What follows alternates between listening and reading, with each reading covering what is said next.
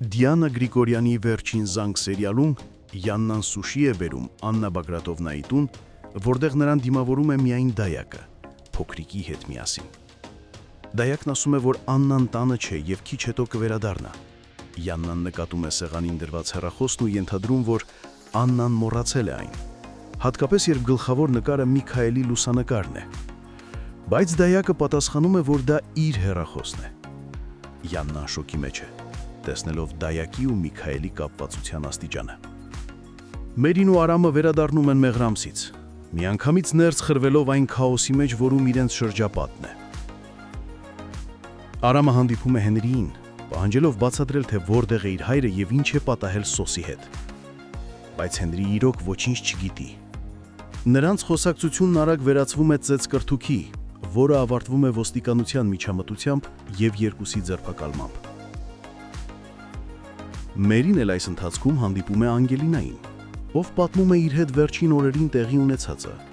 ինչպես է Սոսը փորձել վնասել Հենրիին եւ ինչպես է ինքը հայտնվել վտանգի կենտրոնում։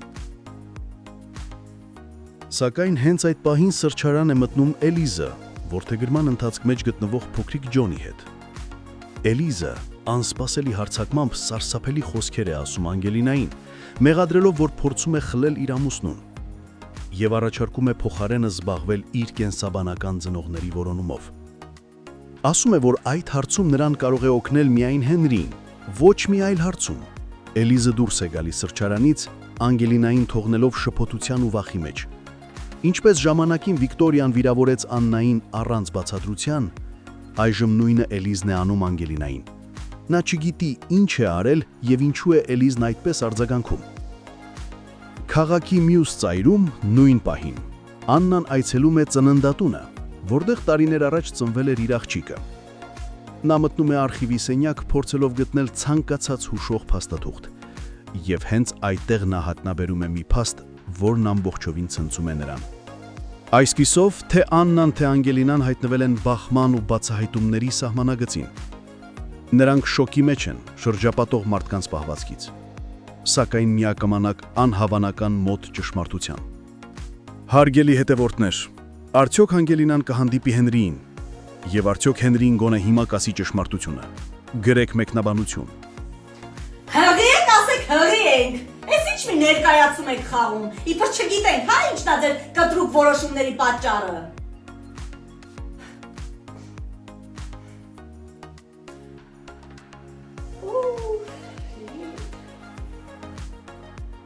Հարցեր եք տալիս հեռուստասերիալից, արդյոք մենք վերջում միասին ենք լինելու, անկեղծ չգիտեմ, իսկապես չգիտեմ ավարտը, մենք անգամ ընթացքը չգիտենք, բայց ըստ իմ լոգիկայի, ես որպես հեռուստադիտող, կարծում եմ, որ այո, շատ դժվարությունների միջով ենք անցնում, բայց եթե ուղիղ համեմատականներ տանենք իրականության հետ, ապա չէ, միասին չպիտի լինենք, որովհետև Եզակի դեպքեր են, երբ իրապես հաղթում է սերը ու ամեն ինչ լավ է լինում։ Իհարկե քուր ու եղբոր հետ կապված չէ, բայց սիրելու հետ կապված եւ ունեմ վառ օրինակներ, որ չէ, իրականում սերը չի հաղթում։ Մենք կլինենք լավատես այս պրոյեկտում եւ կմտածենք, որ սերը հաղթելու է։ Փոքրիկ անդրադարձանել ձեր լավ մեկնաբանություններին, լավ խոսքերին։ Իսկապես դուք ինձ ողջևորում եք, ուժ եք տալիս։ Այն մարդը, ով ինչ որ գործ անում, դա կապ չունի ինչ գործ է, ու ֆիդբեք չի ստանում, չի ուզում աշխատի, մոտիվացիա չի ունենում աշխատելու։ Մի դեպք պատմեմ, նստել էի տաքսի, վարորդը եկել,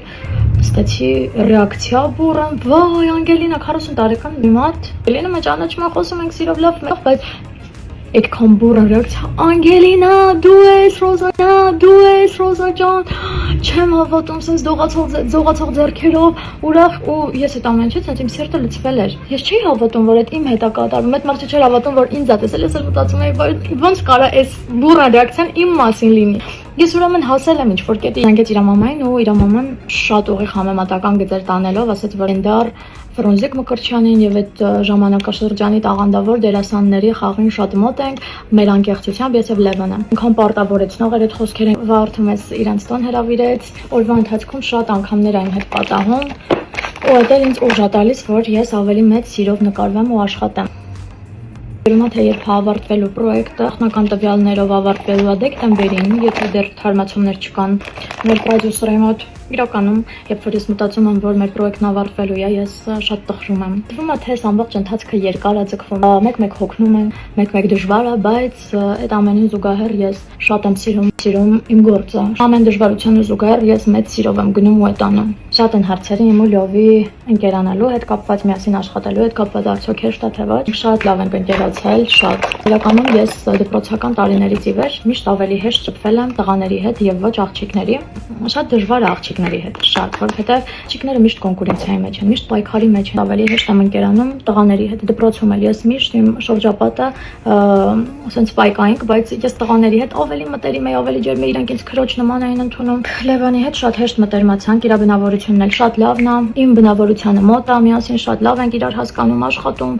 կես բառից, կես հայացքից, մի խոսքով իրար հետ աշխատելու հետ կապված խնդիր չունենք։ Ինձ մնաց շուրթերս, աչքերս, արագանեմ եւ գամ ձեզ մոտ։